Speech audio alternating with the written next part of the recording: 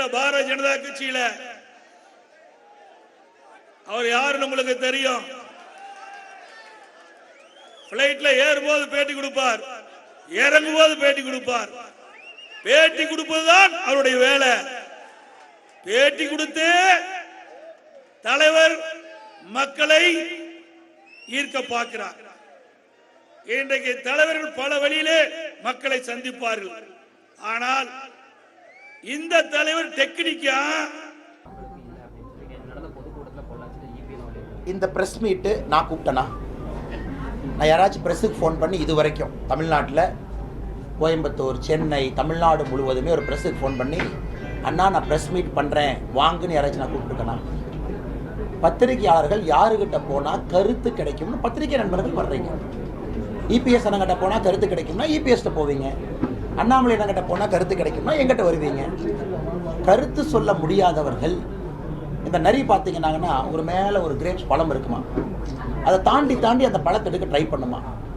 அந்த பழம் கிடைக்காத பிறகு நரி சொல்லுமா இந்த பழம் புளிக்கிறதுன்னு. அதனால் அண்ணன் இபிஎஸ் அவர்கள் இன்னைக்கு அந்த பழம் புளிக்கிறதுங்கிறார். இதுவரைக்கும் இந்த 3 ஆண்டுகளில் எங்கள் பத்திரிகை நண்பர்களை வச்சுக்கிட்டே நான் சொல்கிறேன், யாருக்கும் ஒரு தொலைபேசி மூலமாக அழைத்து ஒரு பத்திரிகையாளர் சந்திப்பு நடத்துகிற வாங்க நான் கூப்பிட்டது கிடையாது. தனிப்பட்ட முறையில் இன்டர்வியூ கேட்டால் முடிஞ்ச வரைக்கும் டிலே பண்ணுற ஆள் நான் தான். ஆனால் இன்றைக்கி வேணானே ஒரு வாரம் கழிச்சு வாங்க, நேரம் இல்லைன்னு சொல்கிற ஆள் நான். அதனால் இவங்களாம் புரிஞ்சுக்கணும், காலம் மாறிடுச்சு.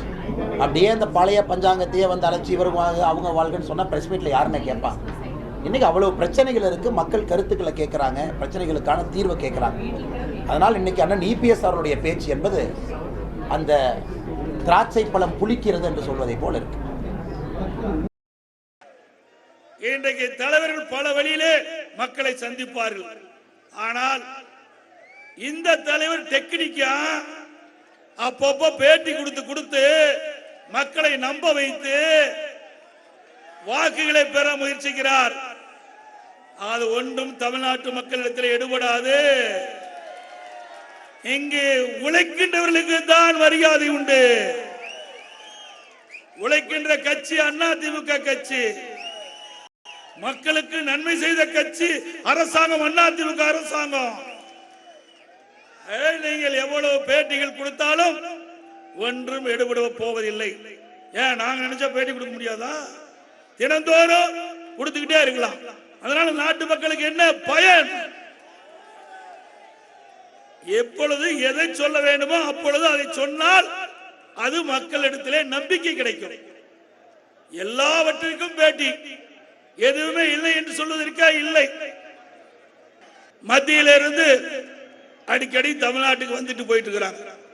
அதனால என்ன பிரயோஜனம்? வர்றீங்க ஏதாவது ஒரு திட்டத்தை கொடுத்து அதனால மக்கள் நன்மை பெற்றிருந்தா பிரயோஜனம் உண்டு. அதை விட்டுட்டு நேரா ஏரோப்ளேன் வந்து இறங்குறாங்க, ரோட்ல போறாங்க, அதோட முடிஞ்சு போச்சு கதை. மக்கள் ஓட்டு போட்டுருவாங்களா? ஈவன் ரோட் ஷோவையும் என்ன பண்ணிருக்காங்க? சரி, இபிஎஸ் ரோட் ஷோ போக சொல்லுங்கண்ணா, எவ்வளவு பேர் வர்றாங்கன்னு பார்ப்போம். இன்னைக்கு தமிழ்நாட்டில் இருக்கக்கூடிய தலைவர்களுக்கு என்னன்னா, அவர்கள் வீதியில் வந்தால் யாரும் பார்ப்பதற்கு மக்கள் தயாராக இல்லை. அசம்பிள்டா ஒரு இடத்துல உட்கார வச்சு வண்டியில் ஏற்றி கொண்டு போய் இறக்கி அவங்கள பட்டி மாதிரி அடைச்சு ஒரு 500 பேர்த்துக்கு ஒரு சூப்பர்வைசரை போட்டு இப்படி தான் அரசியல் கட்சி கூட்டம் நடக்குது தமிழ்நாட்டில். அனைத்து இந்திய அண்ணா திராவிட முன்னேற்ற கழகத்தினுடைய கூட்டத்தையும் சேர்த்து தான் சொல்கிறேன். கூட்டத்துக்கு போய் பாருங்கள், 500 பேர்த்துக்கு ஒரு பட்டி இருக்கும், அங்கே ஒருத்தர் நின்று இருப்பார். முழுசாக தலைவர் பேரை கேட்டுட்டு போனால் தான் 250, பாதியில் எந்திரிக்கூடாது. இன்றைக்கி அந்த தலைவர்கள்லாம் வீதிக்கு வந்து மக்களை பார்க்க சொல்லுங்கள், எத்தனை பேர் வர்றாங்கன்னு பாருங்கள். இன்றைக்கி வீதிக்கு வந்து பொதுமக்கள், சாமானிய மனிதர்கள் தங்கள் நேரத்தை கொடுத்து மோடி அவங்கள பார்க்க வர்றாங்க. இதே ரோட் ஷோ அவங்க பண்ண வேண்டியதானே? பண்ண மக்கள் வரமாட்டாங்கன்னு உங்களுக்கு தெரியும். அதனால் ஒரே இடத்துல ஆளுகள் அசம்பிள் பண்ணி அப்படியே பட்டி மாதிரி அடைச்சி வச்சு அவங்க பேசுகிற அதே அரைச்சமாவை காலையிலேருந்து நைட்டு வரைக்கும் எழுத்து மாறாமல் அந்த பேப்பரை பார்த்து படிப்பாங்க. அதை காலையிலேருந்து நைட்டு வரைக்கும் மக்கள் கேட்கணும். எங்களுக்கு அப்படி இல்லைன்னா, ஒரு பிரதம மந்திரி ரோட்டில் வர்றாங்க, பிரதம மந்திரி மக்களுக்கு 6 அடி தூரத்தில் இருக்காங்க, ஒரு பிரதம மந்திரி மக்கள்கிட்ட கை கொடுக்குறாங்க, ஒரு பிரதம மந்திரி மக்களை பார்க்குறாங்க, மக்கள் பிரதம மந்திரியை பார்க்க வர்றாங்க. இதுதானே ஜனநாயகம்.